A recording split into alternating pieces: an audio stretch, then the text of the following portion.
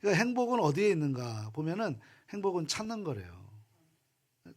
찾으라 그러면 찾아낼 것이요, 두드리라 그러면 열릴 것이요, 그리고 구하라 그러면 주실 것이요 라고 하잖아요. 행복은 뭐 하는 거예요? 찾는 거래요. 그래서 행복이 어디 있는가, 우리가 지금 행복 찾아다니는 거잖아요. 그죠? 그러니까 인생의 가치와 행복, 사랑하는 가족 여러분, 한번 질문해 보겠습니다. 지금 행복하십니까? 아유, 감사합니다. 저도 행복해요. 우리 가족들 딱 얼굴 보면 행복해요. 하지만 이제 진정한 행복이 무엇인지, 또 그 행복을 어디서 찾을 수 있는지에 대해서 각자 다 그 행복의 그 방향과 방법과 그리고 생각하는 모든 길은 다 다를 거예요. 나는 행복이 이게 행복이야. 나는 이때 행복했어. 나는 이런 것이 행복할 거야. 라고 할 것입니다. 소크라테스 이야기를 한번 해보고 싶은데요. 소크라테스가 사형 판결을 받았어요. 감옥에 갇혀 있는데 도망갈 것을 권유하는 친구에게 이렇게 얘기합니다. 가치 있는 것은 그냥 사는 것이 아니라 잘 사는 것이네 라고 하는 거죠. 그러니까 우리가 무엇에 의해서 행복한 것이 아니라 우리가 그 안에서 가치 있게 그 행복을 누리고 살면, 오늘을 내가 기쁘게 살면 그것이 행복한 가치 있는 삶이 된다라고 소크라테스가 그 감옥에서 이야기하고 있습니다. 이 말은 단순히 오래 사는 것이 중요한 것이 아니라 어떻게 사느냐가 중요한 거예요. 이번에 우리 소망목장, 한나목장 우리 어른들하고 우리 또 이경순 전사님이 참 손도 크셔요. 집에 가니까요. 와, 이거는 뭐 주방에, 우리 가정에서 있는 솥이 아니라 저기 뭐 어디 뭐 이런 그 전원 카페 같은 데 가면 이만한 큰 솥 있잖아요. 뭐 소도 잡을 만한 그런 솥으로 집에서 계시더라고. 그걸로 어른들을 이렇게 식사 대접을 하고 예배를 드렸는데요. 제 어른들한테 100세까지만 사시자 그랬어요. 120세, 우리 모세까지만 사시자 그랬어요. 사시자. 아멘 하셨죠? 예, 아멘 하셨습니다. 예. 근데 중요한 것은 그렇게 사는 것으로 끝나는 것이 아니라 우리가 희망을 가지고 소망을 갖고 나에게 사명 주신 것을 붙들고 사명으로 살아가시자라고 말씀을 드렸던 거예요. 그러면 아플 기운이 없어요. 내가 오늘도 하나님 앞에 영혼 구원을 위해서 일을 한다면 나는 오늘도 열심히 입맛이 없어도 밥을 드셔야 돼. 그러면 암병도 치료되고 암이 왔다가 도망가는 줄 믿습니다. 저는 그걸 확실히 봤어요. 제가 이전 교회에서 어떤 권사님께서 폐암 말기셨는데 이분은 밥을 저보다 더 많이 드셨어요. 권사님이신데도 병원에서는 이제 끝났습니다 라고 했는데도 몇 년 사신 줄 아십니까? 밥을 잘 드시니까 8년 사셨어요. 8년을. 6개월밖에 못 산다 하시는 분은 8년 사셨어요. 뭘로? 밥심으로. 밥심이 있으려면 어떻게 해야 돼요? 오늘 내가 움직일 것에 대한 분명한 목표의식이 있어야 되는 거예요. 어른들, 오늘도 내가 뭘 하나 이런 생각하지 마시고 오늘도 내가 영혼 구원한다. 내가 오늘도 만나는 사람한테 복음 전한다. 내가 오늘도 저 새끼 목사한테 정 목사를 위해서 기도한다. 우리 교회를 위해서 기도한다. 그러기 위해서 나는 기운을 차려야 된다. 그리고 밥을 드시고 그렇게 삶을 살아가면 그게 행복하다는 거래요. 가치를 어디에 두느냐에 따라 달라지는 거죠. 근데 이처럼 가치 있는 삶이라는 것은 우리가 부하고 명예롭고 권세 가지는 것이 아니라 올바르고 지혜롭고 의미 있는 삶을 사는 거예요. 오늘도 내가 이러면 그냥 인생은 어떻게 되는 거예요? 아휴가 되는 거예요. 아휴가. 아자 이러면 어떻게 돼요? 인생은 힘이 생기는 거예요. 저는 그래서 화이팅 목사 되잖아요. 화이팅 목사. 저는 맨날 보면 화이팅 하잖아요. 네. 네, 화이팅 하는 거예요. 화이팅. 그래야 한숨 한 번 더 쉴 것도 우리에게 샘솟는 기운이 생기는 거죠. 그것은 어디서 외부에서 찾는 게 아니라 내가 어떤 마음을 가지고 살아가느냐에 따라서 행복이 달려있다라는 사실입니다. 오늘 본문은 솔로몬이 있었잖아요. 그죠? 솔로몬이 자신의 경험을 통해서 진정한 행복이 무엇인지를 오늘 가르쳐 주고 있어요. 이 세상에 누릴 거 다 누려본 사람이 물질적 풍요, 지식, 권력, 또 얼마나 많은 아름다운 연인, 처첩이 천명이 되는데 세상 사람들이 꿈꾸는 모든 것들, 우리 이슬람이 그 알라에게 막 열심히 막 자기 목숨까지 바치잖아요. 왜 바치는 줄 아세요? 하늘에 7명의 아리따운 여인들이 있기 때문에 이 땅에 한 명도 못 얻고 살아가는 사람들, 그런 사람들에게 그게 그들에게 희망이어서 뭐 하는 거예요? 자폭퇴를 하는 거예요. 이게 얼마나 잘못된 논리입니까? 모든 게 다 종교적 이데올로기에 의해서 사람이 붕괴되는 거예요. 우리는 잘 분별하는 영이 있어야 될 줄 믿습니다. 이 솔로몬도 이런 처첩의 천명을 가지고 권력과 지식과 부국강성을 이뤘죠. 세상이 꿈꾸는 모든 것을 다 가졌던 사람입니다. 하지만 그의 고백은 뭐예요? 모든 것이 헛되도다. 헛되도다. 소위 우리 여기 이제 어른들 딱 뵈면은 왕년이라고 하시는 분들이 있어요. 왕년에 내가 이랬습니다. 저랬습니다. 지금 와서 돌아보시니 그게 헛되지 않습니까? 그때 내가 이러지 않았으면 좋겠는데. 그래서 자녀들에게 그 이야기를 해주는 거잖아요. 그죠? 그러면 어디에 진정한 참된 가치가 있는지 우리가 한번 살펴볼 필요가 있어서 준비했습니다. 첫 번째 우리가 한번 이것을 우리가 질문을 통해서 한번 해볼 거예요. 같이 한번 읽어봅니다. 희락, 쾌락, 향락이 행복을 가져다 줄까요? 오늘 1절 말씀 같이 한번 읽어보도록 합니다. 나는 내 마음에 이르기를 자 내가 시험 삼아 너를 즐겁게 하리니 너는 낯을 누리라 하시나 보라 이것도 헛되도다. 아멘. 솔로몬이 1절에서 자신 있게 말하죠. 자 내가 너를 즐겁게 해줄 테니 행복을 한번 누려봐라 라고 하는 거예요. 이게 이제 이전 장에서 지혜를 통해서 행복을 얻으려고 시도했지만 어떻게 됐어요? 그 산이 아니라는 거죠. 그래서 오히려 근심과 번뇌만 늘어났다라는 것이 우리가 전도서 1장 하반절에서 우리가 봤던 거예요. 이제는 뭐예요? 그 지식으로는 내가 행복을 찾을 수 없으니 이번엔 뭘로 하라는 거예요? 향락, 쾌락, 그리고 뭐 그런 희락, 뭐 희락은 아니에요. 향락을 누리라고 이렇게 한번 통해 한번 해보라는 거예요. 자, 여러분, 사람들이 행복을 찾는데 첫 번째 방법이 뭘까요? 바로 이것입니다. 즐겁게 살면 행복하지 않을까라고 생각을 해서 솔로몬은 그 즐거움의 쾌락을 어디서 얻으려고 그랬어요? 웃음과 술에서 얻으려고 했어요. 그래서 우리가 불금하면은 다 어디 가서 다이어트해요. 예? 뭐 우리가 뭐 나이트클럽에 전도하러 가시는 분 없잖아. 예? 그 스트레스 풀로 가는 거죠. 막 뭐 이러면서. 예? 그 살 빠지잖아요, 그렇게. 근데 그러면은 공허합니까? 공허하지 않습니까?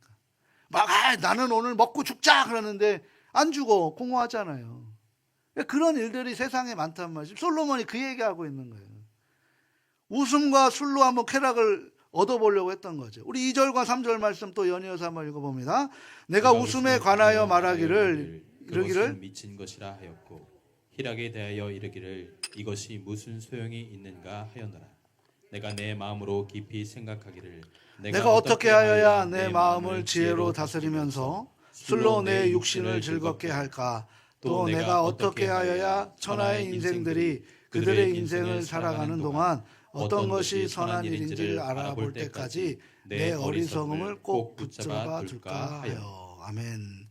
이거 여기서 뭐냐? 내 육신을 즐겁게 해서 뭐 한다는 거? 술로 육신을 즐겁게 할까? 오늘 우리가 점심 먹은 국밥이 아마 해장국밥이라고 하면은 최고일 거예요 아마. 다들 그렇게 하잖아요. 그렇게 정말 맛있었습니다. 솔로몬은 왕으로서 가장 모든 향락을 다 누렸어요. 열왕기상에 보면 그의 연회가 얼마나 화려했는지 한번 볼까요? 하루 식량이 가는 밀가루 30석에 한 번에 연회 거기에 쏟아분대요. 그것만 해요? 굵은 밀가루 60석, 살찐 소 10마리, 초장의 소 20마리, 양 100마리를 매일 잔치를 벌이는데 사용하는 그런 거래요. 최고의 음식과 술과 여인과 음악으로 즐겼습니다. 그럼 즐거워야 되잖아요. 근데 뭐라고 얘기하는 거예요? 이것도 헛되도다라는 거예요. 이렇게 쾌락이 순간적인 즐거움을 줄 수 있을지 모르지만 영혼의 진정한 갈증을 해소할 수가 없는 거예요.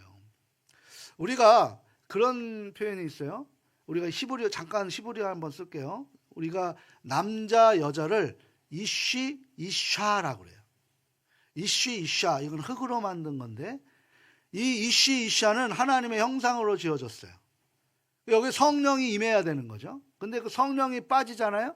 그럼 뭐가 되냐면 에샤가 된대요. 에샤는 뭐예요?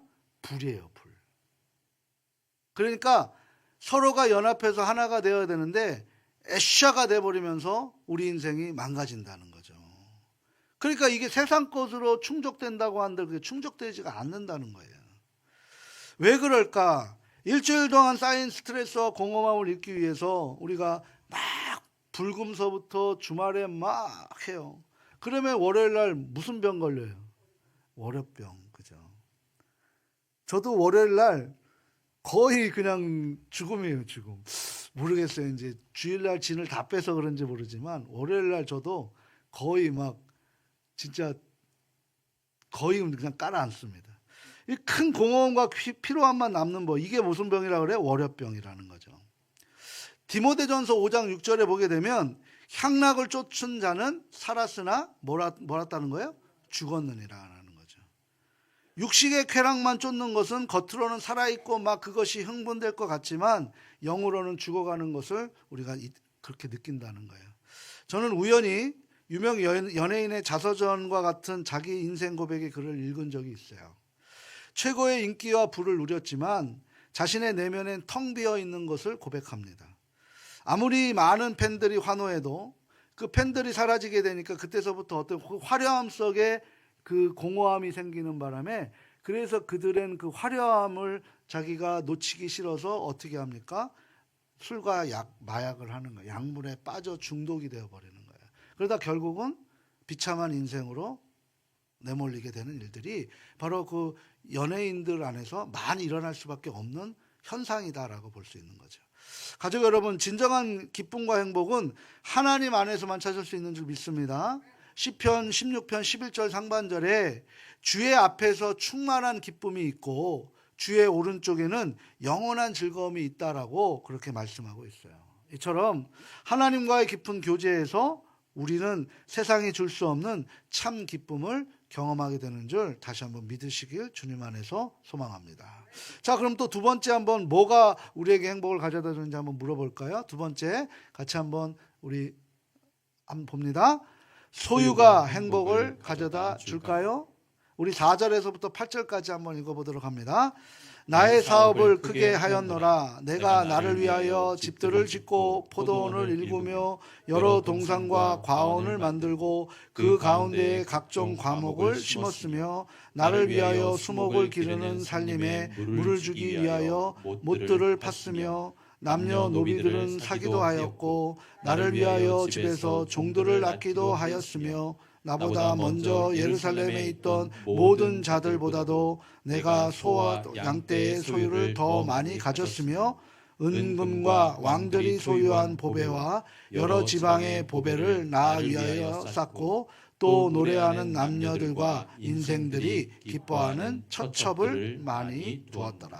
아멘. 솔로몬이 자기 궁전을 짓는데 몇 년이 걸렸어요? 13년이 걸렸어요.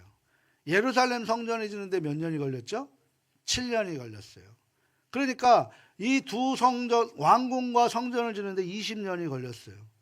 근데 성전은 7년인데 자신의 궁전은 무려 13년이 걸린 거예요. 2배 가까이 걸린 거죠. 얼마나 화려할까요? 그죠? 거기 안에 포도원이 있대요.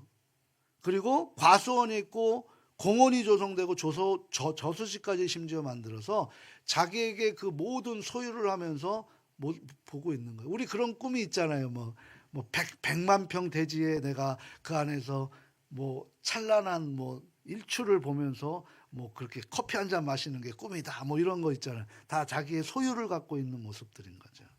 많은 종들을 소유하고 당시 예루살렘 모든 사람들의 소유하는 것보다 더 많은 가축들을 보유했단 말이죠. 그야말로 세상의 가장 갑부였습니다. 오늘날 사람들이 행복을 찾는 두 번째 방법이 바로 이거예요. 더 많이 소유하면 나는 행복할 거야 라고 생각을 합니다. 우리 사회가 얼마나 소유에 집착하는 줄 아세요? 더 좋은 집, 더 좋은 차, 더 많은 돈, 이것을 가지면 행복할 것으로 우리가 여긴다는 거죠. 그런데 예수님께서는 누가복음 12장 15절에 이렇게 말씀을 하세요. 같이 한번 읽어볼까요? 삼가 모든 탐심을 물리치라. 사람의 생명이 그 소유에 넉넉한 넉넉한 데 데 있지 아니하니라. 아멘. 사람의 생명이 그 소유의 넉넉함에 있지 않다고 우리 주님이 말씀하고 계시는 거예요. 즉 사람의 생명, 삶의 가치와 행복은 소유의 많고 적음의 기준이 아니라 내가 얼만큼 주님을 많이 붙들고 주님과 함께 동행하며 주님을 느끼며 살아가느냐에 따라서 달라진다라는 사실입니다. 독일의 사회심리학자 에릭 프롬이라고 있어요. 에릭 프롬은 이런 얘기를 해요. 소유냐 존재냐라는 그런 책에서 인간에는 두 가지의 존재 방식이 있대요.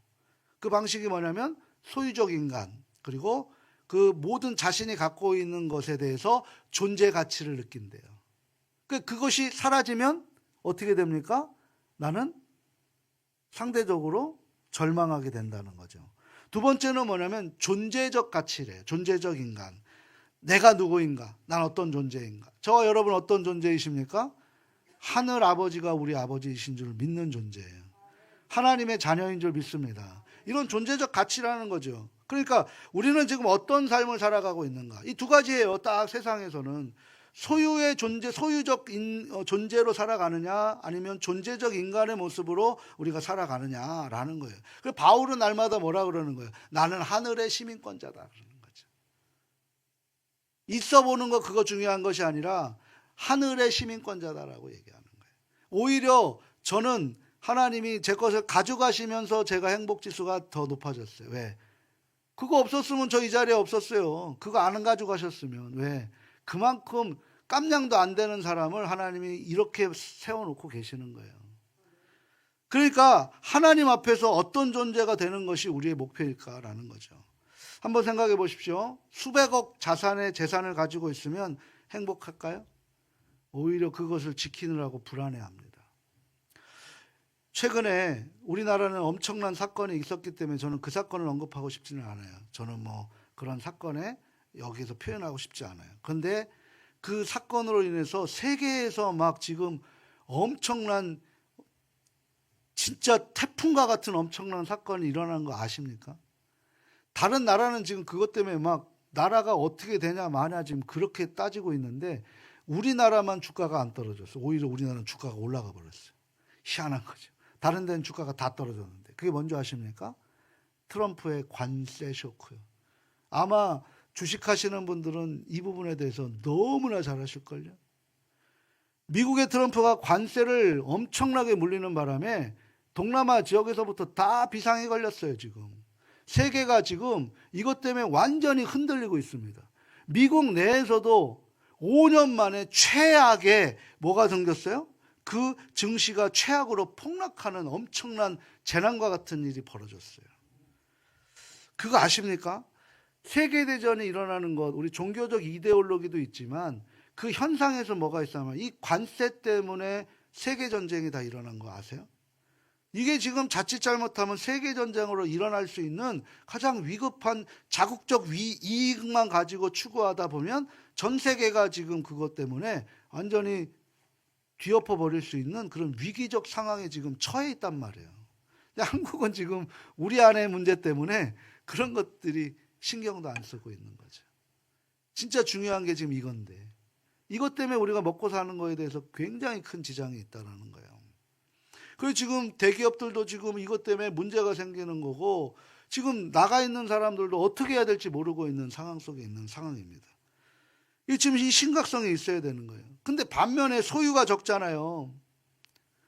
하나님과 이웃관계 속에서 기쁨을 누리는 사람들은 진정한 평안을 누리는 모습을 보면 소유가 전부가 아니라는 사실을 알게 된다는 거예요. 가족 여러분, 우리의 가치를 하나님께서 어떻게 보시느냐에 달려 있습니다. 하나님께서는 우리의 소유를 보지 않으세요. 우리의 존재 자체를 가장 소중히 여기시는 우리의 아버지이신 줄 믿습니다.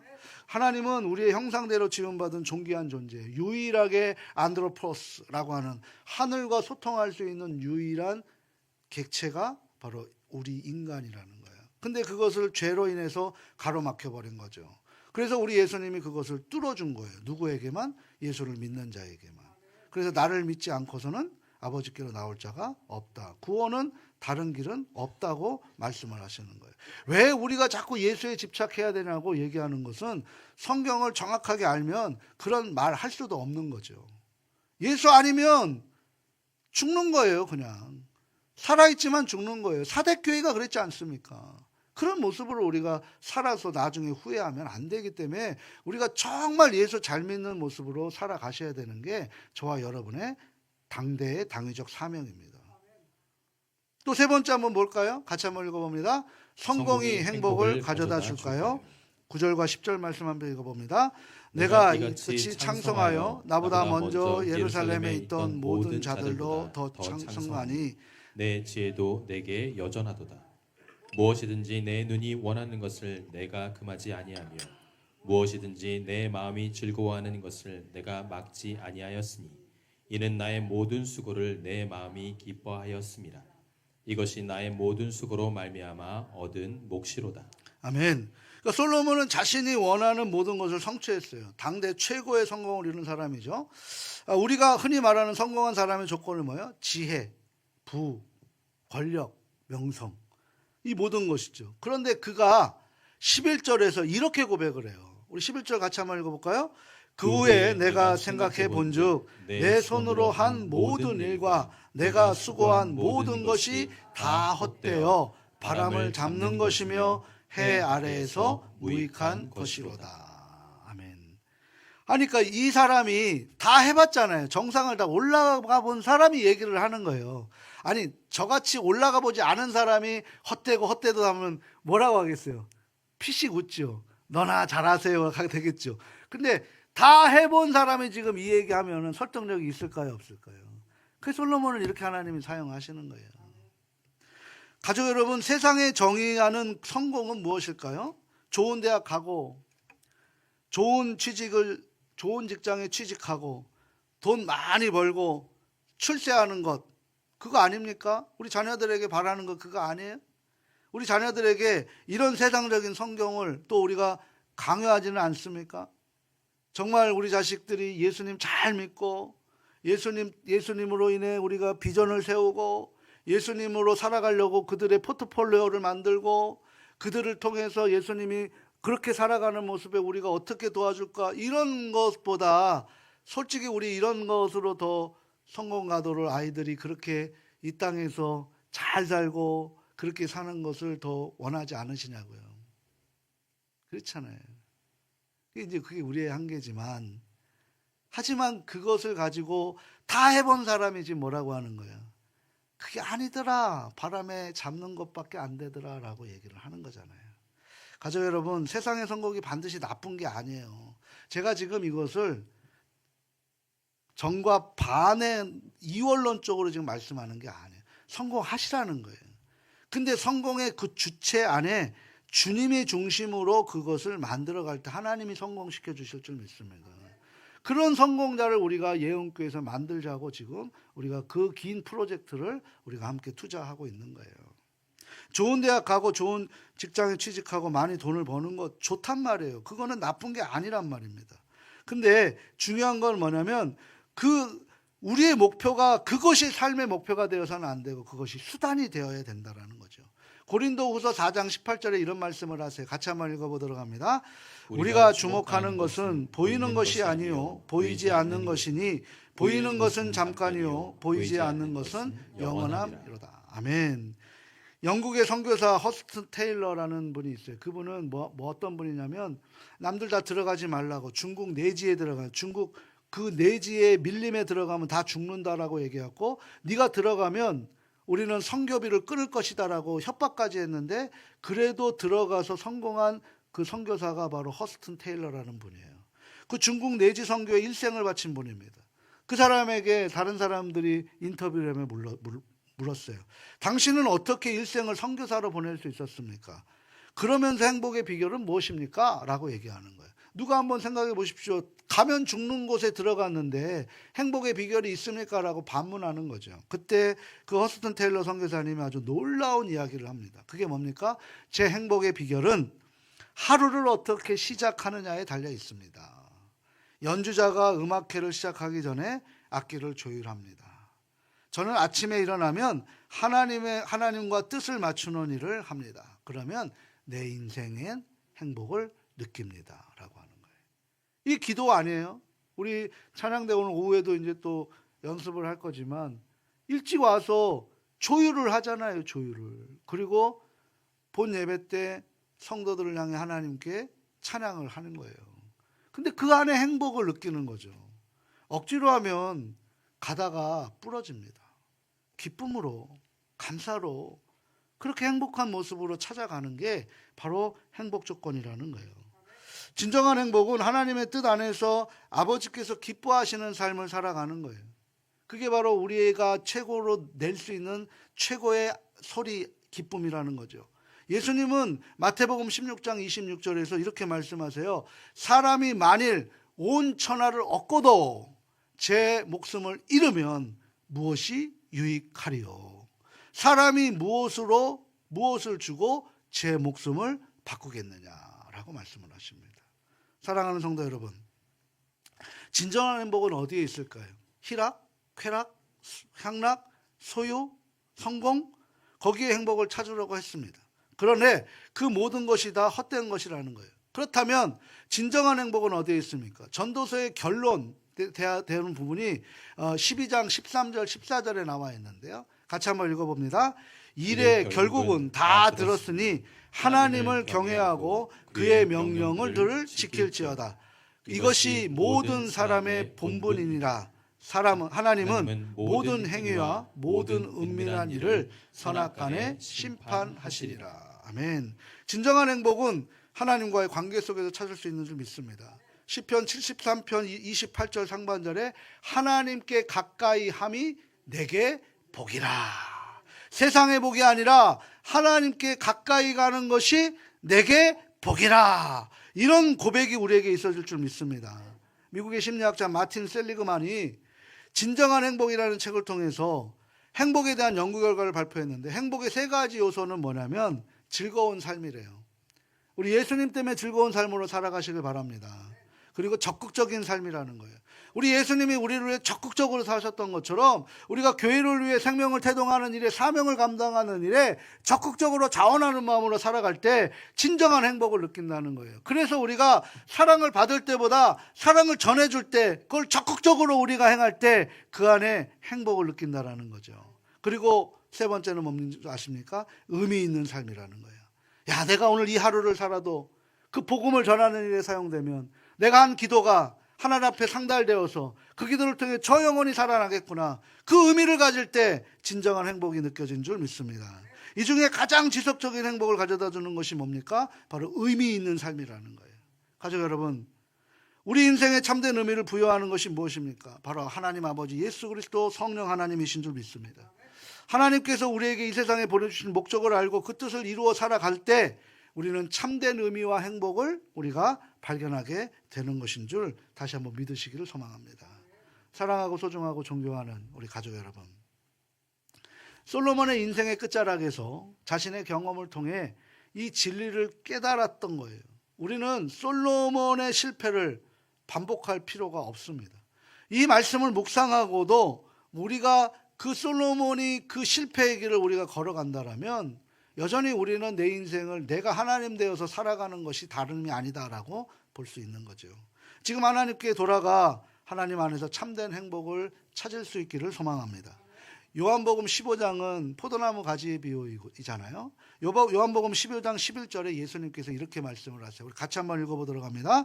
내가 이것을 너희에게 이름은 내 기쁨이 너희 안에 있어 너희 기쁨을 충만하게 하려 함이라. 아멘. 함께 연합할 때 이 기쁨이 공존하게 되는 줄 믿습니다. 오늘 우리는 솔로몬의 고백을 통해서 인생의 행복의 허무함을 찾아봤어요. 행복은 밖에서 있는 것이 아니라 이미 우리 안에 들어와 계신 줄 믿습니다. 복은 밖에서 주어지는 것이 아니라 예수 그리스도가 내 안에 계시면 복된 삶이 되는 줄 믿습니다. 이제 우리가 하나님께로 다시 온전히 돌아가 사순절 기간에 참된 행복을 우리가 확인할 수 있기를, 발견할 수 있기를 바랍니다. 자꾸 엉뚱한 데서 찾으시니까 못 찾는 거예요. 내 안에 이미 행복이 내재되어 있는 줄 믿습니다. 하나님을 경외하고 하나님 말씀대로 살아가고 하나님과 동행하는 삶이 진정한 행복임의 비결을 믿으시고 오늘 진정한 행복을 찾으시는 저 우리 가족들 모두 될 수 있기를 소망합니다.